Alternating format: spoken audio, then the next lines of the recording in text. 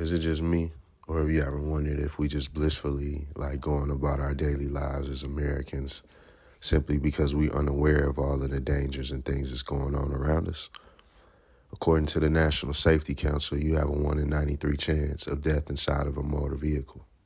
And with the advent of cell phones, with more distractions from driving and the current emotional and mental state of the average American person, these numbers are likely to increase.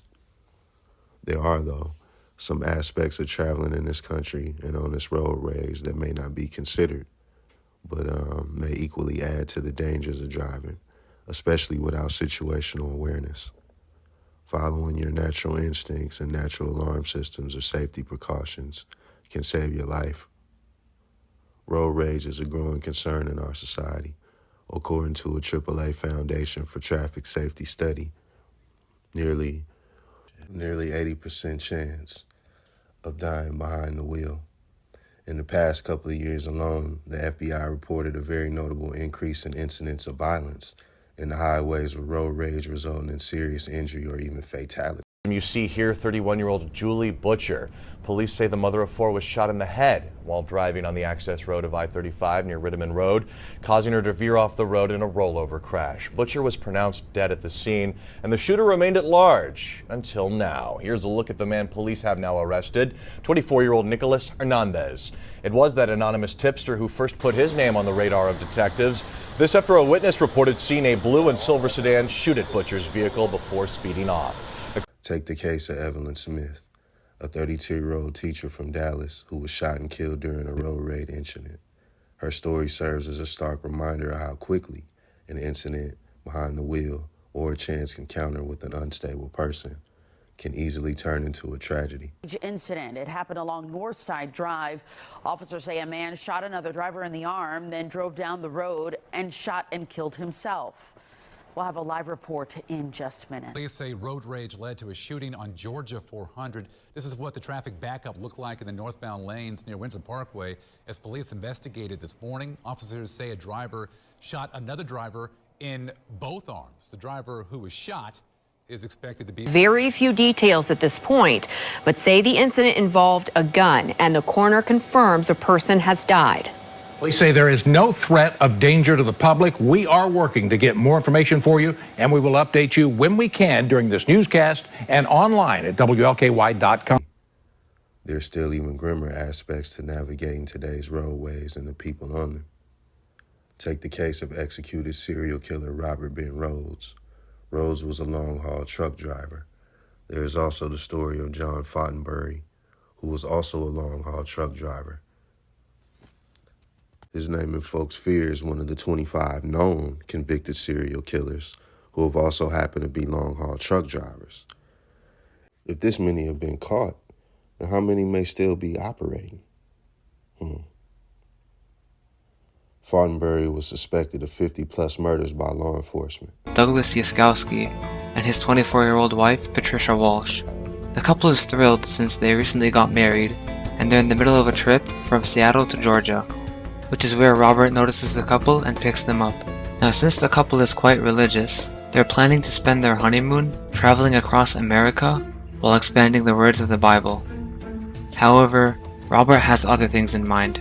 The moment they step in the vehicle, he quickly shoots Douglas and disposes of his body on a Texas highway. He soon holds Patricia hostage for about a week, where he sexually and physically torments her and soon kills her and dumps her body in Utah. A month after the married couple's murder, Robert picks up 14-year-old Regina Walters and her 18-year-old boyfriend, Ricky Lee Jones. Like the prior killing, as soon as they enter the truck, Robert immediately kills Ricky and leaves his body in Mississippi. Regina, however, is kept alive and stays within the clutches of Robert. He then shaves off Regina's hair and forces her to perform various atrocious acts. These photographs shown of Regina uncover an intuitive part of the story, with the look on her face being evident that she's frightened and petrified for her life.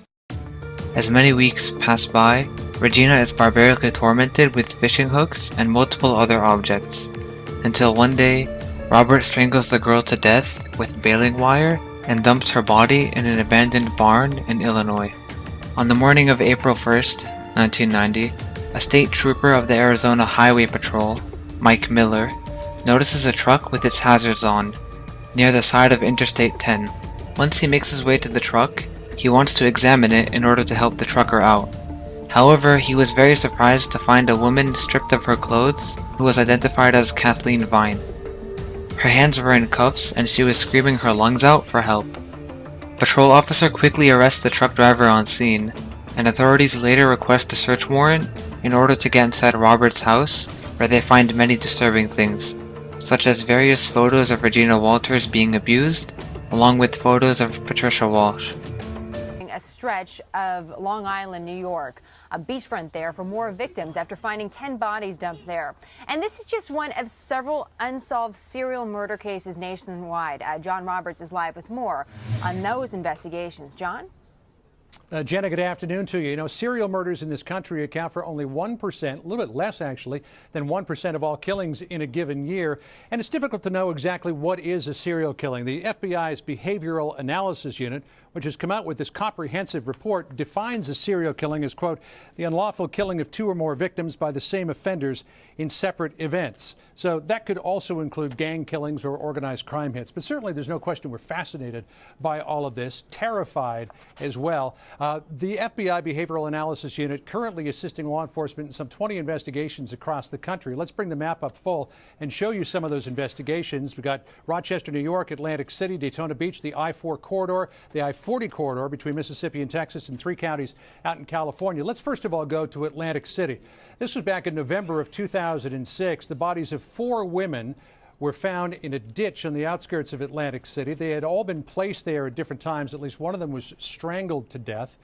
They were all barefoot. They all had their faces oriented toward the casinos of downtown Atlantic City. To Daytona Beach now. This is December 2005 to February 2006.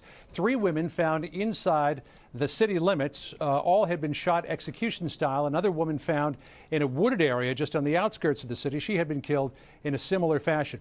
To Rochester, New York now, an unsolved crime that goes back to the 1970s. 3 Catholic schoolgirls were killed. This became known as the double initial killing because all of them had first and last names that began with the same letter. One of the young girls who was killed was named Carmen Colon, which is the same name as a woman who was killed out in California.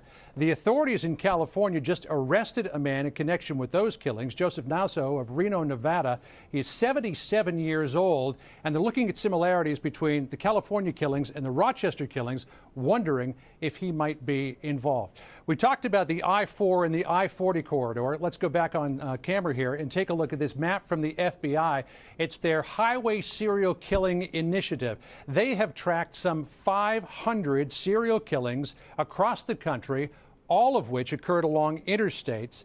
The bodies were all dumped somewhere near the interstate. It's suspected that these women, which were prostitutes or drug users or other women at risk, were picked up at truck stops by long-haul truckers, sexually abused, and then killed and dumped by the side of the road. The FBI, through this initiative since 2009, has arrested 10 people believed to be responsible for some 30 serial killings across the country. They have developed as many as 200 possible suspects. Now, going back to this report from the Behavioral Analysis Unit, which looks at the characteristics of serial killers, they point out that there isn't one particular mold for a serial killer. They come from all racial groups: white, black, Hispanic, and Asian. They are motivated by a number of different things: sex, anger. Some of them kill for the thrill of it. Bodies recovered along the side of the road. And as we started digging into it more and more, we started noticing within our database a number of bodies along the side of the road. Victims kept coming up as prostitutes, specifically truck stop prostitutes, and one after another our main suspects or confirmed offenders were identified as truck drivers. And so putting those pieces together, we started to say something's going on. We have an inordinate number of victims and offenders from this rather specific pool of the population. So what's going on here? What are we missing? And this is not to say that every truck driver is a serial killer, obviously. As a former trucker, I can attest that this is definitely not the norm, but there are a good amount of truckers fresh out of prison, some that have emotional and mental issues, and then there's the slow torture of isolation and the mind playing tricks on you that comes with the industry. Even just the fatigue of 10+ hour shifts of driving can lead to the mind kind of fraying and slipping, and just genuinely going off of the deep end. But most are good people, and without them, our entire life will fall in a matter of days, and their struggles are often unknown to the public. So this is by no means an attempt to marginalize them or paint a picture of them as monsters.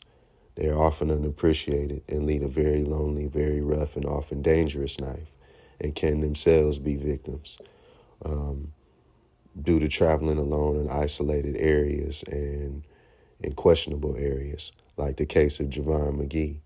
McGee was a 20-year-old young man and truck driver from Illinois who was found dead with a rope attached to his neck in North Carolina, which leads me into the unspoken of and relatively large number of black truckers and travelers who are subjected to hate crimes, go missing, or worse yet, are killed in so-called sundown towns. Their example is James Byrd Jr., who in 1998 was brutally murdered by 3 white men and suspected KKK members after making the mistake of accepting a ride from them in Jasper, Texas, another sundown town in Texas. Just seeing the city limits of Jasper, Texas, the trees caving in, and seeing a long, rugged road would just bring back the memories.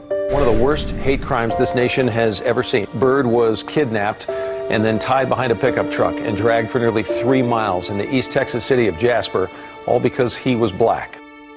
The legacy of a gruesome hate crime still haunts this small Texas town. Their lives changed forever on June 7th, the day of Byrd's murder. There are not words to describe just how bad this was. I believe that Bill King wanted to start a KKK group in this community and needed to do something phenomenal, earth-shattering, because Bill was a brilliant kid, but he was evil.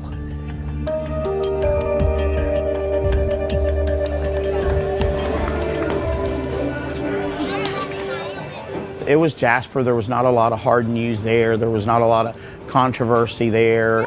Jayla. It had a large population of African Americans living in Jasper, so it would have been the last place in East Texas that I would have thought this would happen. Over the last 2 decades, reporter Angel San Juan covered how the town of Jasper has tried to move on from the tragedy. The town was horrified, and from the beginning, it was important for Jasper to say that, hey, we're not all like that. This is Klan country, has been Klan country, and will be Klan country from now on. The Klan decided to come in. The new Black Panthers decided to come in. Authorities are facing their greatest challenge controlling the situation now, when the Klan is trying to leave the scene and black militia groups are trying to confront them. But what they did is the local folks, they stayed away. The ministers in Jasper of all faiths came together and they led the community. We need prayer for healing, and we want everyone, black, white, Hispanic, everyone. We learned that there was a great deal of prejudice in our community that we kind of swept under the rug. And not everyone in the town wanted to face that reality. There were a few people that would almost try to blame Mr. Byrd. No one deserves to die that way. Brutally murdered him by dragging him from the back of their truck for over 2 miles. This horrific act not only shocked the nation, but also illuminated the pervasive racism that continues to plague our society as Americans. Byrd's gruesome death played a pivotal role in the enactment of hate crime legislation, specifically the Matthew Shepard and James Byrd Jr. Hate Crimes Prevention Act of 2009. In a more recent incident, the case of Demontario Gibson in 2021 illustrates the ongoing threat to travelers from marginalized ethnic groups. Gibson was pursued by a group of white men in Brookhaven, Mississippi, who attempted to inflict serious bodily harm upon him simply because he was black. Fortunately, though, he managed to escape. But his experience serves as a powerful reminder of the perilous environment that continues to exist across the Midwest and southern United States. Although, make no mistake about it, there are documented and undocumented sundown towns in every state. Let me say that again, every state. Sundown towns are places historically known for their warnings to individuals of or believed to be ethnically black or other races to leave before dark or face consequences, torture, or death. And these exist throughout America. Towns like Vidor, Texas, Alvin, Texas, Forsyth County in Georgia, Gulfport, Jay, Ocoee, and St. Cloud, Florida, Springfield, Waverly, Tip City, Marion, and Reading, Ohio, Darien, Eating, Vienna, Benton, and Salem, Illinois, and countless others.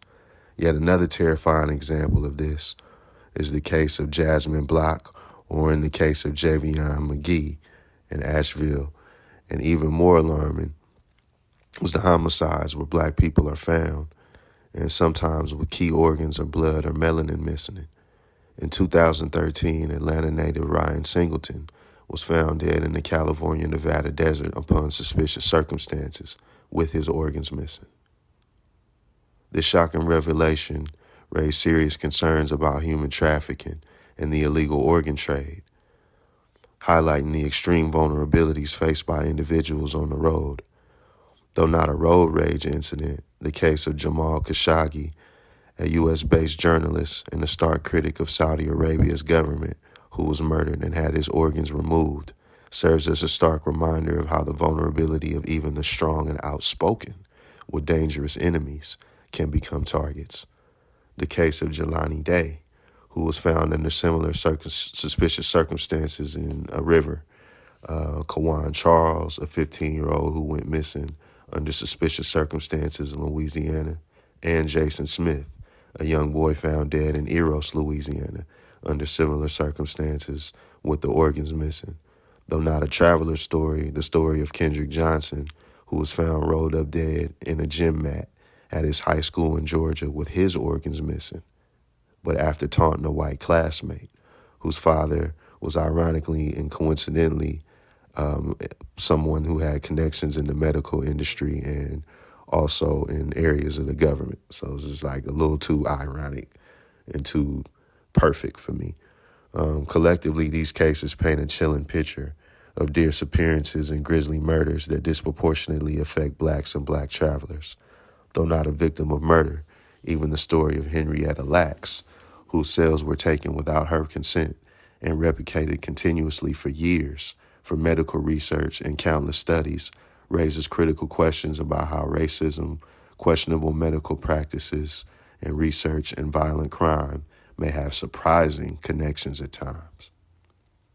In light of these deeply disturbing stories and situations, it's critical for all of us, especially young people, the vulnerable, women, and marginalized communities to remain vigilant, careful, and situationally aware regarding road safety. And increasing awareness of these dangers is the first prevention in them happening to you or someone that you care about. Always, especially ladies, always inform someone of your travel plans and the routes that you plan to take, someone that you trust. Consider even sharing your location with a loved one when traveling, especially traveling in long isolated areas or new areas or areas you're unfamiliar with. Avoid suspicious or isolated areas if possible. Keep your cell phone fully charged. Keep a mobile charger for emergencies. Keep you some sort of weapon or something with which to defend yourself and create space if you find yourself in a difficult situation.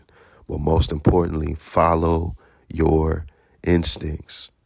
Asked what he thinks people should do if they feel unsafe behind the wheel. What recommendations would you have for drivers if they find themselves in a hostile situation on the road? You can't allow your emotions to basically ruin your life. And that's what often happens. Basically, someone decides that it is necessary for them to retaliate, but often it's much easier just to step back and just let it go. If the situation escalates, he says to try to write down as many details as possible. While the realities of highway and road safety can be frightening, understanding the risk and mitigating them can empower us to make safer choices. Let's work together to inform one another. It really could save a life. If you found this information helpful, consider liking, commenting, subscribing, and sharing. It helps to spread the information. Thank you for watching. To be informed is the first step. And remember, reality is always stranger than fiction. And I've been the seventh